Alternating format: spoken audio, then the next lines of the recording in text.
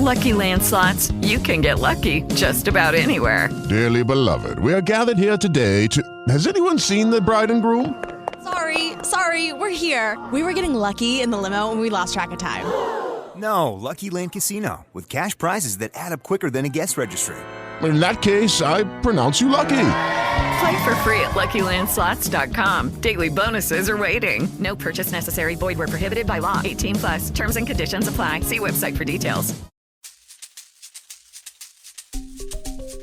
Hi, my name is Richard Dix, and this is How Did That Happen? A podcast where I look at everyday things or events and try to figure out how they came to be. Every week I will research one topic, and by the end of the episode, I hope to truly have the answer to the question, how did that happen? Hello, and welcome to another episode of How Did That Happen? This week we are discussing popes and the Vatican, and there is a lot to learn. So come along for the ride this week as I ask, popes and the Vatican, how did that happen? All right, thanks for coming back for another episode of How Did That Happen? This week is episode 30. Really happy to have gotten to this point. Wasn't sure, throughout some of the times if we would ever get this far, but it's really cool to see how we can just keep finding out how things happen. I appreciate all you guys that come along for the ride every week. I've been talking to some of you guys, and it's really great. I'd love to hear, more things you have to say. I mean, and along those same lines, share this with somebody who likes history and just odd facts, because that's really kind of all this is. And let's help grow this. And if you want to subscribe, that's great. I would love that if you could leave a comment and just let people know that you love how things happen just as much as I do. That'd be great. But if you don't, man, if you want to keep coming back and just listening, that's fine too, because I know how it is. I don't subscribe to every podcast that I listen to, so I'm not gonna sit here and be like, yeah, any of that stuff. But yeah, so this is episode 30. I'm glad everybody presses play every week. We recently hit a couple milestones, or at least one or two. We finally got over 1,000 followers on the Twitter account. Yeah, when we hit a high for our weekly downloads. We got over 70 downloads last week, which is just crazy. We got like 72. And it might seem small to some people, but the fact that there's 70 people out there who downloaded an episode, or 50 people, and some of y'all downloaded it twice. I don't know, but the fact that happens, it means a lot to me. So yeah, now before I get too savvy, we'll just go ahead and hop into this episode. This one is about popes. Like the history of the papacy, if you will, and also the Vatican. I throw a little bit in there, and there's also kind of a little special treat, if you will. There's a bonus topic at the end that I just do in there because, like I said, I'm trying something new. This is episode 30, so that's kind of why what I like about this podcast is I just keep kind of just throwing things in and taking things out when they don't fit, kind of like a puzzle piece, But yeah, so look forward to the end bonus topic. I'm not going to say what it is. You'll find out towards the end. You can skip past the papacy and the Vatican and find out what it is. But yeah, thank you guys for hanging in for 30 episodes. Hope we got 30 more in us. So St. Peter is considered to be the first pope, but we'll get into where that really falls into like the timeline and history here in a second. But he was one of the 12 or 11 original apostles, depending on what time you're looking at, and he walked with Jesus, and so the name Pope wouldn't actually be used for centuries, but since he was the only apostle to actually oversee a church, and being that church was in Rome, that kind of makes him the first pope in history. St. Peter died somewhere between 64 AD and 64 and 68 AD, depending on who you ask.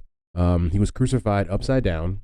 Because when he was about to be crucified the regular way, like as Jesus was, he said he wasn't worthy of being crucified the same way as Jesus, which is just his presence of mind during getting ready to be killed. I'm a little bit in awe of that. I would just be like, you're going to kill me. You're going to kill me. I wouldn't be like, kill me this way, because I'm not worthy. And I'm not trying to make light of it, because that's respect, but I just mean like that probably would never cross my mind. I would just be like, yeah, I guess it's over. But yeah, after St. Peter's death, the next step towards the creation of popes comes in the form of the Bishop of Rome, which is still kind of the Pope's official or unofficial title, if you will. If you go on, the Wikipedia right now, one of the titles of the Pope is the Bishop of Rome. And so this position originates because basically all the Christian towns at that time had bishops. And St. Linus, he assumed the position of Bishop of Rome right after St. Peter, and for years, he I guess particularly through the 2nd and 3rd century, he was considered the first pope. Things change and people think different things as time goes on. But so for a while he was considered one, I guess the first one, because I don't know. I'm not sure why, I guess, really, but I guess because he had actually created. I'm not really sure why when you really think about it. I don't know.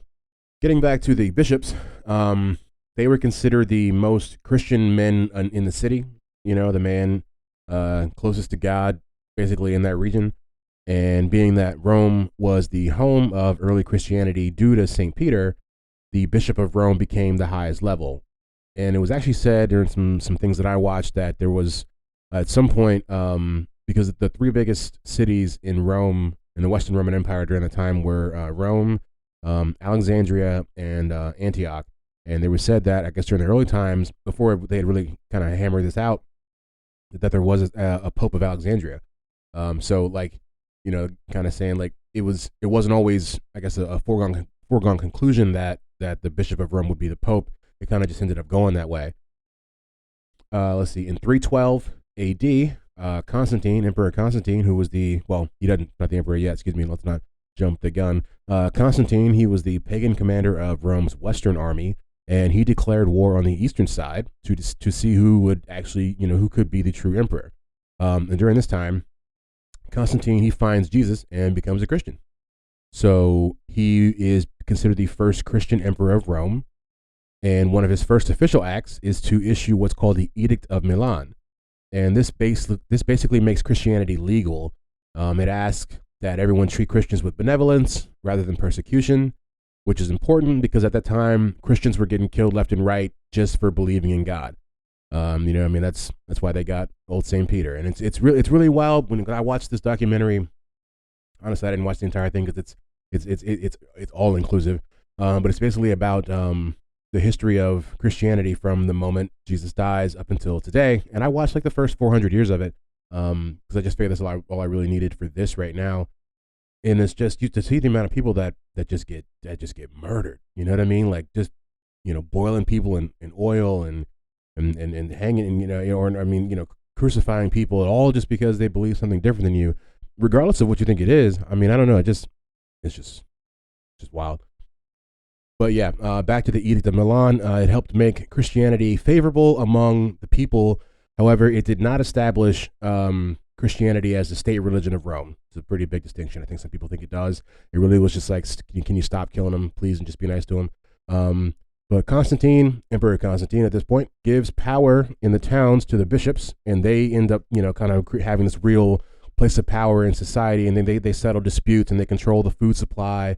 At this time, he also makes churches tax exempt, which is the reason they're still tax exempt to this day. So it's crazy to think that 2,000 years ago, a rule that was made is still held, and that's if you're ever wondering why that is, it's really not. It's not America that's doing that. It's the fact that we are all, no matter how far we try to get away from it, are still just kind of living in this like next like iteration of the Western Roman Empire. If you really look at, if you've listened to this podcast before, it's kind of the soapbox that I stand on, but there's just so many different aspects of life relate directly back to how they did it 2,000 years ago, simply just because of that. And you think it's because that people thought of it for a long time and thought, oh, this is the best way to do it. It's more just like, oh, people thought of it once and we're like, this is the way we're going to do it. There was infighting in the church. So Constantine called a conference to find a way to come together, and they created the Nicaea Creed, which first occurs at the Council of Nicaea in 325 AD. And this basically lays out what it means to be a Christian. Things like Jesus Christ being divine and on the same level of God, which if you look at, which I really didn't know that much about it, but there was a time, and still now a little bit, where people argue about the idea of like the Trinity and stuff like that, and whether Jesus was always a part of God or became a part of God throughout time. But pretty much everybody, as you'll find out if you do the research, pretty much believes in the Trinity and the fact that that Jesus was always a part of God. But that's a whole different thing. And this is not a religion podcast. This is just really, you have to delve into this stuff in order to really understand how and why these positions came to be and how they have so much reverence in the community. Let's see. So yeah, all the bishops had to sign it or risk being excommunicated from the church. So, but then in 476 AD, a man by the name of Odoacer, who was considered a barbarian at the time, came with his group of soldiers and overthrew child emperor Romulus Augustus, and he named himself the King of Italy when he did so. this is marked as the end of the Western Roman Empire, basically in all the history books, and when you can really say like this is definitively when it went down. But it's interesting to note that King Odoacer at that point, worked with the Eastern Roman Empire when he was doing all this, and he was said to even have the Roman Senate on his side. But the head of the church moves to Constantinople, and the church begins to thrive there. Since the church is centered in Constantinople at the time, a lot of the languages used for religious purposes were changed from Latin to Greek. And this has always interested me, really just the fact that if you look back in history, there's so many different religious texts that are like sacred, but they're both in the two different languages. And I don't know, I just always wondered why they couldn't have ever agreed on like one language to bring it all through, but this really explains it. It's just history. Like, the Western Roman Empire fell apart, and so they had to go over to the Eastern Roman Empire, which is, mainly they spoke in Greek. So that's just a little interesting tidbit. So this does actually get to, I guess, the nitty gritty of it, if you will, when we talk about how the church shifts from the Western Roman Empire to the Eastern Roman Empire, because that is actually what gives us this word Pope. So around 600 AD, they begin to call the Bishop of Rome Father, which in Greek translates to Papas or Pope. So basically, it is because of the fall of the Western Roman Empire and the shift of the church from the western part to the eastern part that we actually get the name of the Pope, who, as we know, as time goes on, comes back to the western part and that's where he kind of rules out of, if you will. Just interesting because that's what this podcast is about, is how did that happen? And that's why it was so interesting to go back and see all the history of basically the early part of Christianity, because you have to understand the early part of Christianity to even understand why they would even care in the first place. So if you're wondering why we were kind of in the sticks back there with all this religious history, I know, like I said, it's not a religious podcast. It's just a podcast about this specific episode is a podcast about religion, because the Pope is religious. But it really is interesting to see how just the shift of where they were based out of has basically affected the nomenclature for the last 1,500 years. I don't know. So yeah. But so since Rome was in such a bad way during this time, the Christian people really had to look to the Bishop of Rome, or the Pope, to give them their food and water and help them survive in what was a bad time, because this was a time when Christians in that space really had to band together like they had through the old times, because the area was run by pagan barbarians, basically, King Odoacer and his predecessors, his successors. And so it really was a time where people looked to the Pope, because I've always wondered what really, besides the fact that they say he's, touched by God and all this stuff like that, and he's the highest, person in that religion. It's like, what really made it, what really laid the foundation? And this seems to be one of those times when they were the only refuge they had, the Roman people was to come to the Pope, who, like we've said earlier, was in control of the food supply, the water supply, and everything like that. So it does kind of explain why people have so much respect for that position. Seems to go back for a while.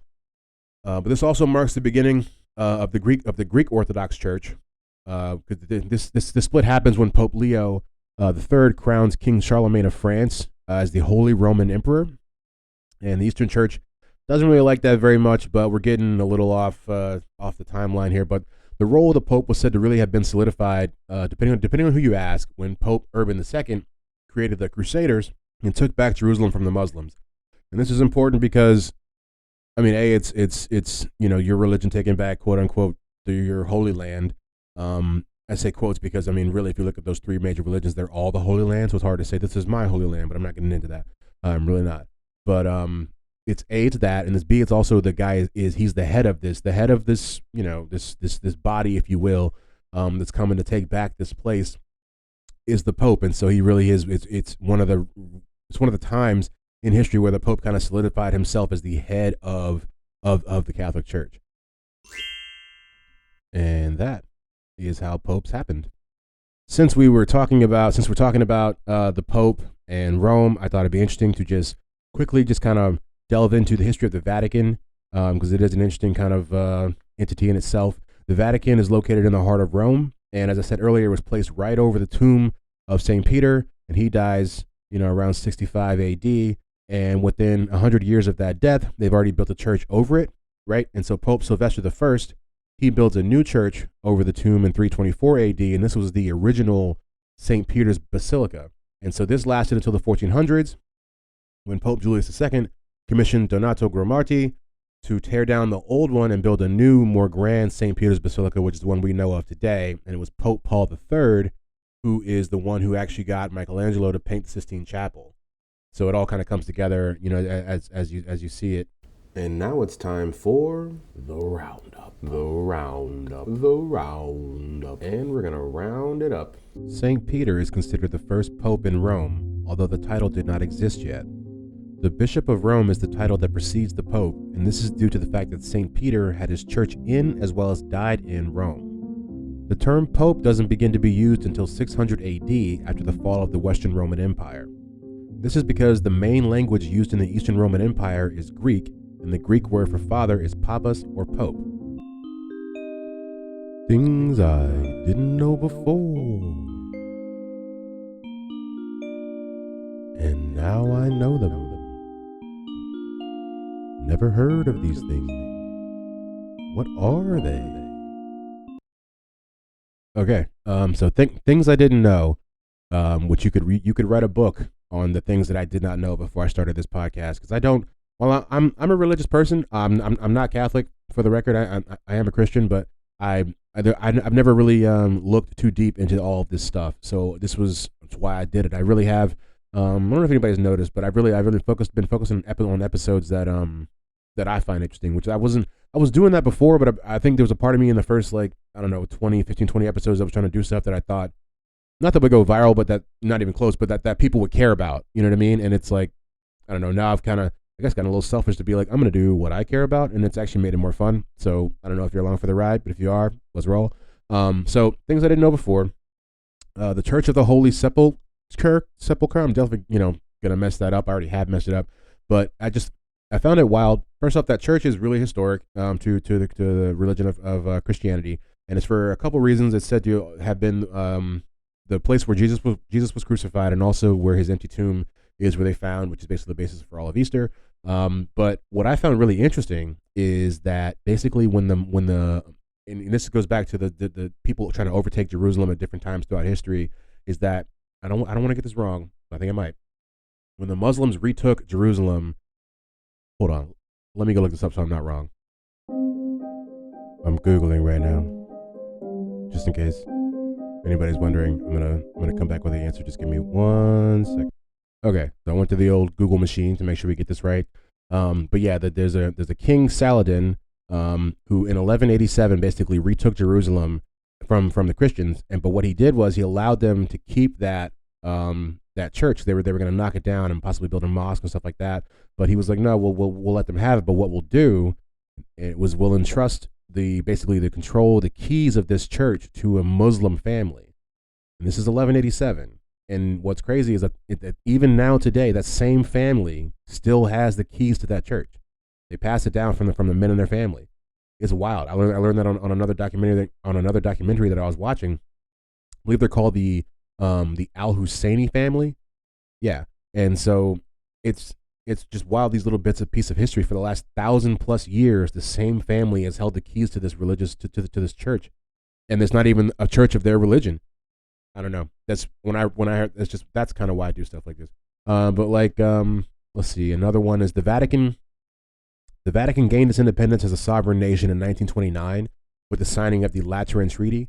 Now, this was something I did not know. Honestly, if you had asked me before this, I would have, for some reason, I don't know. You don't know these things, but I just assumed that they were always a sovereign state. Because I mean, it's been my whole life, but you know what I mean. You think that they were during all this time in the 600s and the 700s, 800s, they were a sovereign state, but you realize they had to build and build onto that before they could even get to that. So I didn't know that really they've been their own sovereign state for less than 100 years. I would have guessed wrong on that. And the last one that we have here, like I said, you could write a book, but I just put like 2 or 3 in here that I thought were really I had no idea of.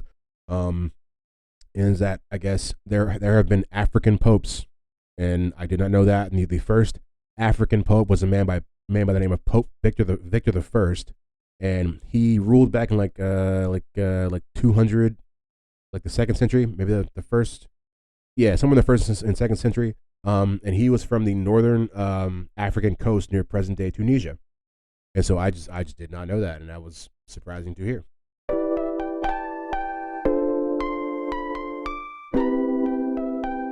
All right, so this is a new segment. It may or may not stick around, so don't get too comfortable. But I figured, just trying to change things up as we progress into the episodes of this podcast, and so I thought I would throw a bonus topic that we find out how it happened on here to kind of celebrate the 30th episode, and we'll see whether or not it sticks. But so the bonus topic this time is breaking a mirror and then getting 7 years of bad luck from it.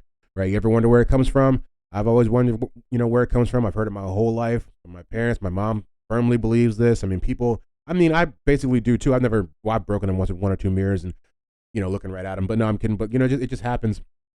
And you realize you're like, oh man, I guess I'm really stuck in this for the next 7 years. But, so I looked into it, and it comes from the ancient times, in ancient Egypt, China, and India. It was believed that mirrors were windows to the soul. Oh, that's deep. That's deep, right? So they thought that breaking those mirrors would break a part of your soul, which is bad, right? And so the 7 year part comes from the Romans. Once again, these Romans, I'm trying to tell you, man, there's going to be a whole episode one time on just why we just still live in Rome today. But the 7 year part comes from the Romans, who believed that it took 7 years for a soul to regenerate.